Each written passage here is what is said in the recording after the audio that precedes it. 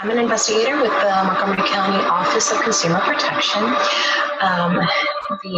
The office, right here you can see our contact information. Of course, with the COVID, it's changed a little bit, but we are still answering phones from 8 to, I would say 8 to 12 would probably be the best times to call if you needed to give us a call, but email is always best. You can go on our website. They'll have all the information on how to contact us during this time. But today, our objectives with this workshop is how to identify the benefits of getting a licensed contractor and also identify types of home improvement scams. So again, you can go on our website for more information on COVID. Thanks so much. So what do? We handle complaints between merchants and consumers. We enforce the county's consumer protection laws. We educate and perform outreach to the community. And we license and regulate certain businesses. And that would include new home builders who build homes in Montgomery County should register with our office. Next slide, please. Home improvement. Okay, so let's talk about a little bit of definition of a home improvement. So it's repair, maintenance, restoration, improvement of residential real property. Any part of your home or yard that you can think about it this way. If you're leaving it behind when you sell your home, that will be a home improvement. So home improvement does not include a new home build. It includes only repairs and work that is done on existing homes. Next slide, please. The benefits of hiring a licensed contractor is number one, contractors with the Maryland Home Improvement Commission should all be licensed with the Maryland Home Improvement Commission. They should hold a license with them, and that license is also called an MHIC license. So that's very important that you know that it's MHIC stands for Maryland Home Improvement, and all home improvement contractors should be licensed with them. The benefits is that they do have to prove that they have 2-year trade experience. So they must provide this proof to the Home Improvement Commission with whatever work that they're performing. They have to have at least 2 years minimum. They must also pass an exam that will focus on home improvement law and general business competency. That exam is called a PSI exam. A contractor must also demonstrate financial solvency. So the commission does require that all applicants demonstrate financial solvency. Assets minus liabilities equals the net worth. Have liability insurance. That's another thing that they must demonstrate, that they have at least $500,000 in liability insurance. Homeowners should be provided with a copy of the current insurance certificate at the time of the contract. If you're not provided with that, definitely ask for it. They should be providing you with it, but just for your safety, make sure that and your protection, make sure that you ask for that liability insurance certificate. If you hire a home improvement contractor that is licensed, you have the benefit of being covered by the Home Improvement Guarantee Fund. The Maryland Home Improvement Commission administers that guarantee fund, which exists to reimburse homeowners for the actual loss caused by a licensed contractor who performed a home improvement in an unworkmanlike manner or incorrect, or just didn't complete the work, abandoned work. The fund is supported by the licensed contractors who pay into the guarantee fund assessment, and they obtain their home improvement license. And each time they renew, they get that license and they pay into that fund. So it's important. The fund will cover up to $20,000 in poor workmanship or abandoned work. Electricians, HVAC workers, plumbers, they're required to have worked under the supervision of a master electrician or plumber or HVAC for at least 7 years. And here, the HVAC and the electricians and the plumbers, you must also know that plumbers should have a license with WSSC in Montgomery County. So not only the state license, but they should have a license with WSSC if you're a plumber, if you're hiring a plumber in Montgomery County. Next slide, please. Choosing a contractor. So before calling contractors for estimates, check licensing status and complaint history. You can do that by going to the State Department of Labor website. You can check their licensing status, and that would include home improvement contractors, plumbers, HVAC, and electricians, and others as well. You can go straight to the Department of Labor, and they would give you can check that. You can also call our office, and we'd be happy, if you're not sure about a contractor, we'd be happy to check that out for you as well. You should obtain at least 3 estimates from licensed contractors. We always recommend that.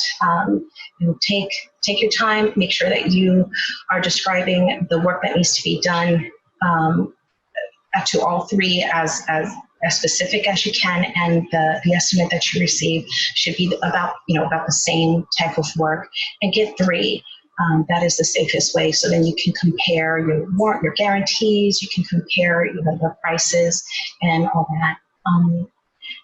Ask to see their license and verify with MHIC. Always ask for the license, verify it. Again, you can do it through the different websites. Ask to see a copy of the contractor's current and general liability insurance certificate. We spoke about that. Ask and check for references. That's always a good idea. And ask questions. How long have you been in business? What guarantees are you giving me on labor and materials? Always ask questions. Don't feel pressured, and you should, you're working on your home, so you should always feel free to ask questions. Get change orders, warranties in writing.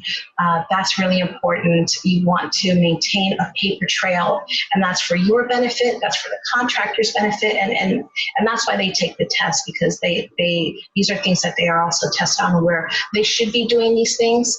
But I would always suggest consumers, let's protect ourselves, and we stay on that as well, and get things in writing.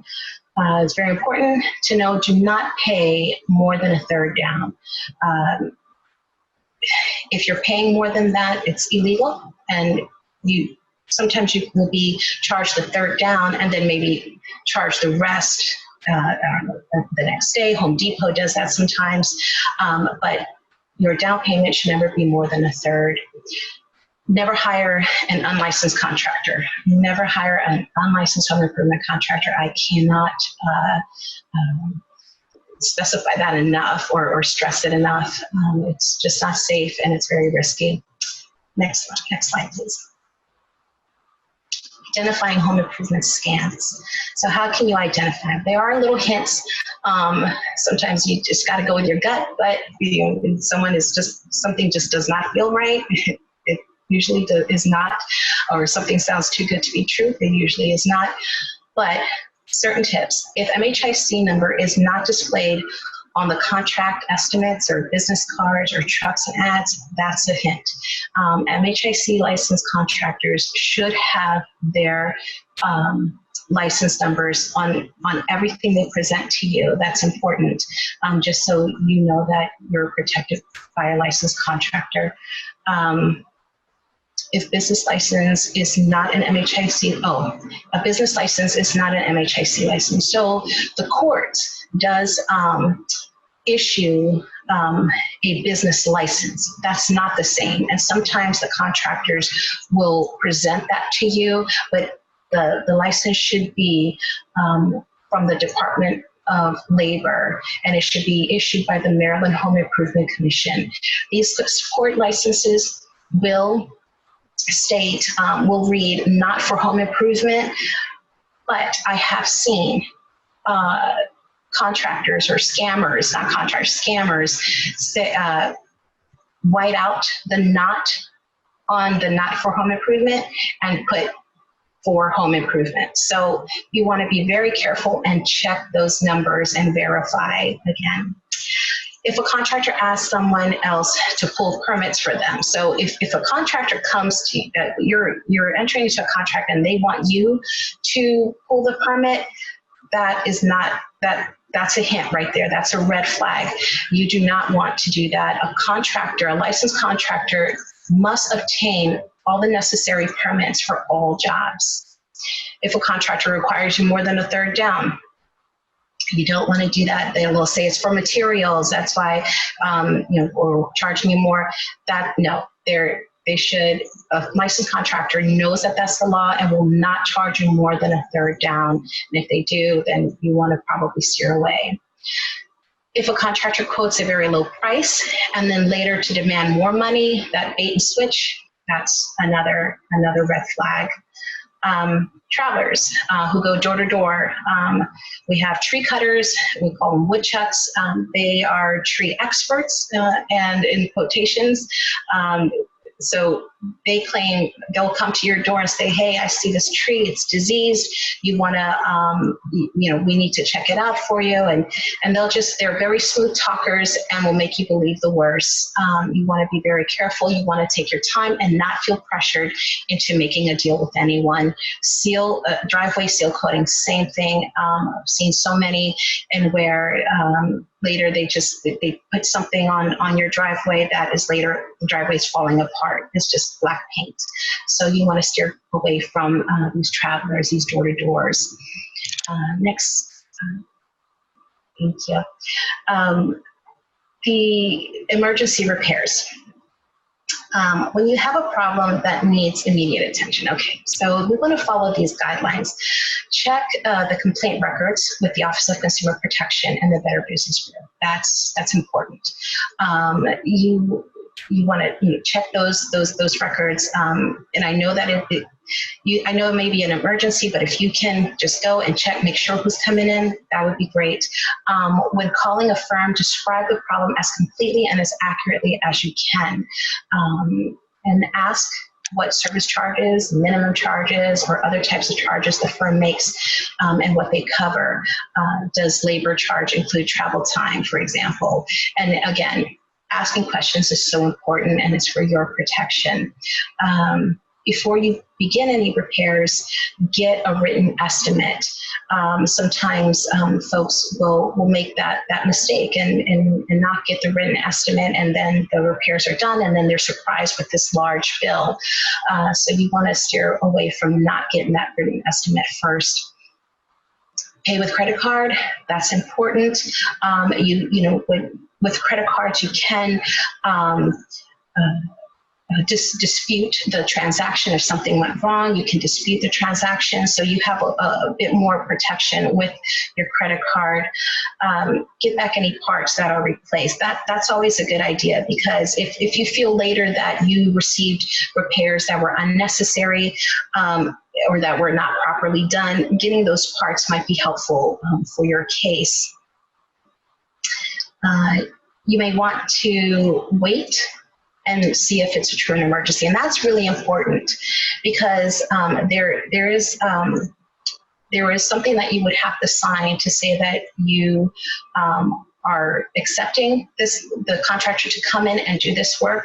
And again, if you're not doing it in an orderly fashion with estimates and things, then you can be surprised with a big bill. So, and then you have that signature that it was an emergency and they had to come in. So just make sure that you that you know that it's an emergency and you have to get that work done immediately. If not, take your time, get the estimates, get 3 contractors, and make sure that you're doing things that you're not feeling pressured, and that you'll get the best deal and the best contractor that will fit your needs. Next slide, please. So we're going to talk about the contracts a little bit. Number 1, it needs to be in writing and legible. Number 2, It needs to describe clearly each document that the contract includes.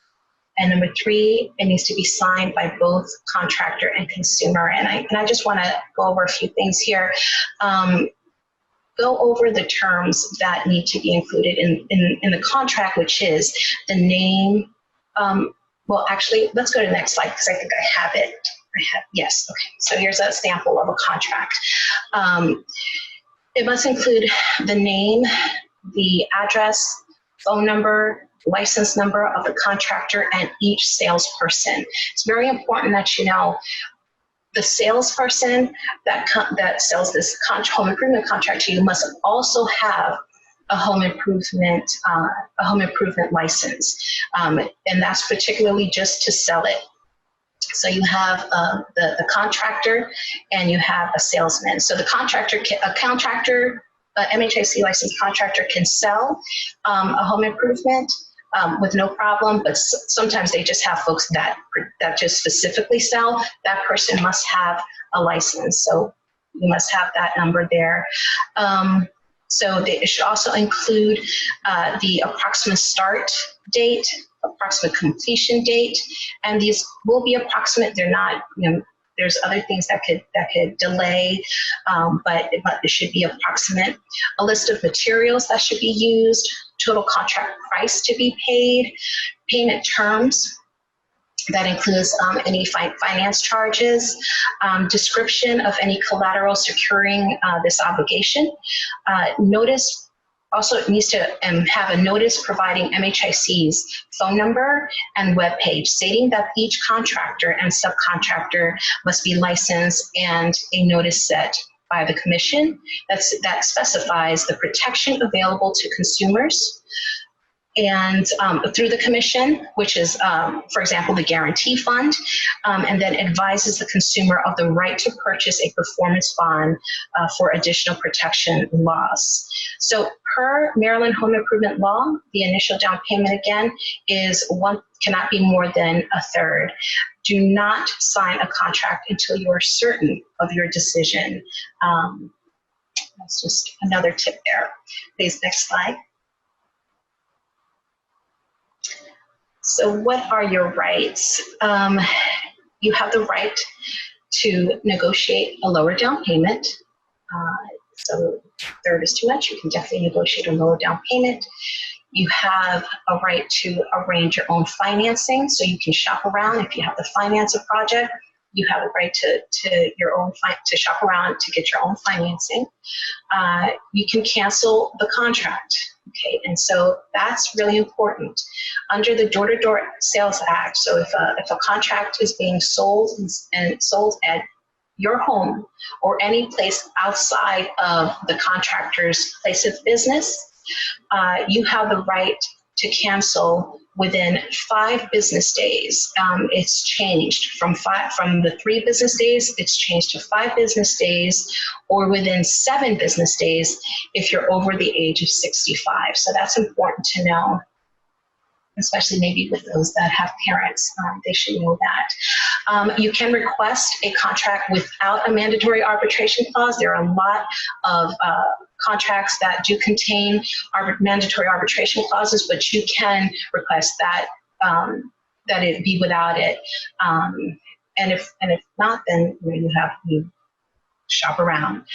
But if you're not comfortable with that, by all means, you can request it to be taken out. You have the right to keep any materials that you purchased and paid for, or ask the contractor to give you a credit card, give you a credit if you return them, so that you have that right to that. Next slide, please. Okay, so Matt, can you tell me which slide number this is? I apologize. Let me see. Oh, that's a good question. I apologize. I'm using a PowerPoint through a web-based client, and it doesn't have the number of pages on here. I think I have it. I think this is it, because of course, this would be the time where I, let's review and ask questions. But I'm going to just give you a small review on my end here. So So for example, we will list, remember the some requirements that licensed contractors must have. So, a couple of those is financial solvency. They should have liability insurance. We recommend 3 estimates. That's important. The contractor requires a half down payment. It's not legal. You want to, the law requires only a third down. The contractor, if the contractor states he has an MHIC, that he is MHIC licensed, how can you be sure? Please go onto the MHIC website or through the Department of Labor, or you can call our office. You can check our website also, and we will, on our website, it can tell you we have a place where you can search also if any complaints have been submitted against this contractor. So what can you do to protect yourself? Well, those are the tips. So let's go to the next slide. We have some other things there. What can you do? Okay, here we go. Leave that up for a couple of seconds there. Make sure that you get the 3 estimates from the licensed contractor. Ask to check references. Get things in writing. Please get things in writing and read your contract. Understand it. Ask questions. Next slide, please. So these are a few resources that I'd like to provide to you, just so you know what maybe a couple of the different agencies or organizations that will help you. So our office, we can provide complaint history if we've received any complaints against a contractor. We do offer advice on selecting a contractor, problems during your project during your project as a consumer, and we also investigate complaints. The Maryland Home Improvement, you can verify that a contractor, let me go back with the subcontractor. Subcontractors do not need to be licensed any longer. At this point, MHIC has changed, and they do only license contractors and salespeople. But when we talk, and sometimes there used to be subcontractors for home improvement, but at this point, the only ones, MHIC does not issue subcontractor licenses. But if they're using a plumber, if they're using an electrician, if they're using HVAC, those subcontractors must be licensed. So a contractor, subcontractor would again be plumbers, electricians, HVAC. Those folks do have to be licensed, and your salesperson. And they can also provide complaint history for you. WSSC is important as plumbers. The state does issue license for the plumbers, but WSSC for Montgomery County, the plumbers must be licensed with WSSC. There's a website there for the Maryland Judiciary Case Search. That is always a good idea to check the business, check the names of the person you're doing business with, and see, what do we have. Sometimes they may be unlicensed, and you'll see it there. They've been charged with unlicensed or any other issues that you may not feel comfortable accepting some folks in your home. The Department of Assessment and Taxation, there you can verify that the business is registered with the state. That's important. And we always use, a lot of times we use the consumer checkbook. We find that's a nonprofit, and we find that is very helpful consumer organization that provides unbiased consumer ratings and information on local service firms. So please note that access to the ratings on the paid subscription basis, but there also is there is free consumer advice that's available on their website. Next slide, please. Again, these are different information on the different types of agencies that you can reach out to. Some that we didn't cover before is pesticides. The Maryland Department of Agriculture, they they do have a license specifically for landscapers that are spraying pesticides, tree care, any tree that is being, I think is over 20 feet. I'm not sure, you could verify with the Department of Natural Resources, but anyone who's cutting down a tree, who's going to take care of a tree, they should have a license with this department. Pest control, also, there's a license that they're regulated and they should be licensed. And locksmiths, same, their information, they are licensed by the Department of Labor in Maryland. Next slide, please. So how we can help if a contractor sometimes has disappeared. So many calls, but we get a lot of calls in where contractors disappear, they never came back, they started the work, or they took a deposit and then they left unfinished work. So you can definitely give us a call. Also, if there's work that was done incorrectly, we do have mediation available for certain cases as well. You can certainly just give us a call, and of course we do advise that you attempt to work things out with the contractor. But if things don't work out, we will help. We will open up an investigation and help. There's the phone number again. The best time at this time with the COVID is to call between 8:30 and 12. This consumer protection at Montgomery County, md.gov.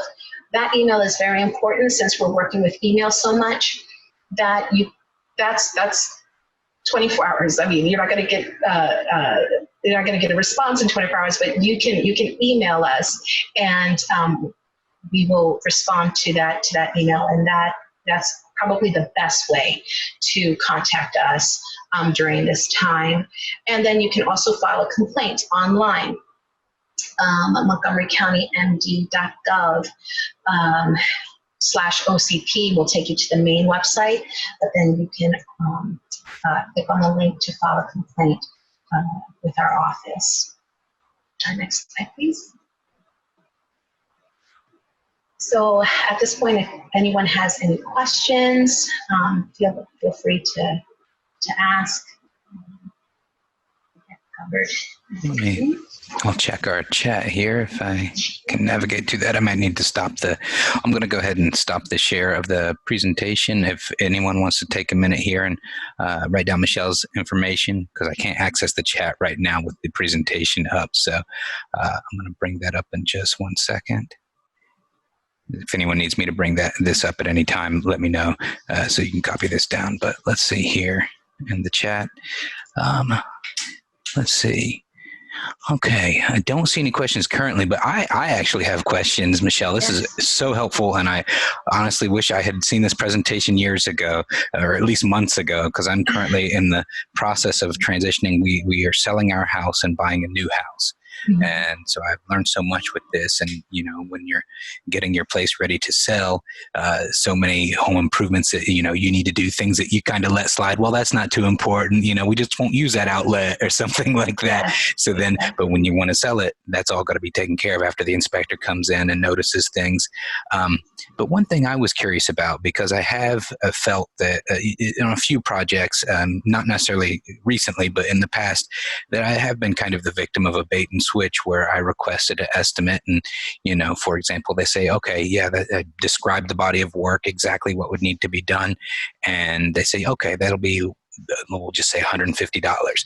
Then they get out there and they do it and they're done very quickly, probably in less than 30 minutes. Then all of a sudden they say, well, actually it's $250. And you're saying, wait a minute, the estimate I was provided with was $150. And he's like, yeah, the estimate's $150 and then it's $100 service charge, minimum service charge, which was never told in the beginning. Yeah. And I'm glad you asked that question because it's important for everyone to know that under Montgomery County law, the final bill cannot exceed the written estimate, the initial written estimate, by more than 25% unless it's approved by the consumer. So that's important, and a very important note to take. Everyone to take that. That does happen, and but it should not exceed, just under Montgomery County law, it should not exceed, without the approval of the homeowner, it should not exceed more than 25%. So that's just a note to take, and that's why it's important to take your time, and reach out to at least 3 contractors, and get their information and the estimates through them, because sometimes there's those pressure tactics, and you just do not want to give in to those. You want to get into these contracts with a clear head, and everything in writing, change orders, everything, because you can get caught up, and then it just becomes a nightmare. Yeah, that's extremely helpful. And following up on that, could I ask what kind of constitutes, as far as the parameters go, for a written estimate? I know nowadays I get estimates through Yelp a lot of the time, because it does I write one message and then it sends it to multiple contractors. Right. And so if I have something from them just saying, like, our estimate is $125, and it says, give me a call, I'm estimating it's $125, here's my phone number. Beyond that point, does that constitute as like a written estimate, or would it need to have more specific details in there? So a written estimate should have the details. I mean, it can constitute as an estimate, in the sense where, because it is an estimate, but at the end of the day, they really don't know the details, and it's not something. Because their estimates, a home improvement estimate, contract, card, van, like I said, or truck, should have the home improvement license number on it. So, the first thing you want to do when that happens, if you're going through Yelp or through Angie's List, these places do not check licensing status. And that's very important to know. Even sometimes folks will have these warranty companies, and that will cover like their HVAC system. You even have to be careful with those places, because they will send contractors that are not licensed. And so I think that when you're doing a home improvement project, that's the first thing you have to see, because you want to make sure that you're protected. And so then anything that comes through the websites, you want to be mindful of that and careful, because at the end of the day, it can be more than the 25%, but they haven't really seen it. So you just want to be careful with that. But I think that would definitely be grounds. At this point, I probably can't even answer specifically what that would count or not. It would depend on the case. I would really have to see a case like that. Times are changing, and they're not coming to your home and just giving you an estimate. You're right. These contractors are sometimes just doing things through online, and that's not always the safest manner to go by. So I would just try, as a consumer, we want to protect ourselves, and have them look exactly at what they're going to do before before you can take that online estimate as yes, this is what they're going to charge me. That's really helpful. I know that I also had an issue with a contractor coming in and finishing a room, and he had to get a subcontractor regarding some plumbing issues that needed to be, the sprinkler system needed to be adjusted to hang a roof in there, a drywall roof, or ceiling rather. Now that I felt a little pressured when that happened, because here the contractors who were hanging the drywall and flooring and everything and the door and the wall, they were doing their project and on their times, their schedule, their work schedule. But then they discovered, well, we need to get a licensed plumber in here to do this change. And next thing I know, they did get someone out there the next morning, but what can you do in that situation where maybe it doesn't seem like there's enough time to get something in writing from the subcontractor, because, you don't want to delay the overall time of the project and risk getting more charges, I guess, for the other project, since they are on a tight schedule with so many projects. Right. So depending on the work, for example, if there's a plumber, sometimes they might need to pull a permit, for example, and the plumber would be the one to pull the permit. So that takes time. And even though you're feeling pressured and this needs to get done, if it needs to get done, you still want to know who that subcontractor is, what is the licensing on that subcontractor. You still want to do your homework, even if it is something that the contractor is pressuring you. Look, this has to get done now. I'm on a timeline. Well, this is your home. This is your home, and you have the right to say who is coming in here, who's the subcontractor, who's this plumber, and do any permits have to be pulled for this job? And you have the right to meet that subcontractor, because at the end, if something goes wrong, let's say a contractor doesn't pay the subcontractor, who's stuck with that bill? Right. Right. So the homeowner. So you still want to have a clear head when you're dealing with these projects. You want to have a clear head and get everything in writing. If a plumber has to be brought in, a change order needs to be made. Okay, well, this is a change to the contract, so change order. So you just want to have everything still on. You want to have a paper trail on everything.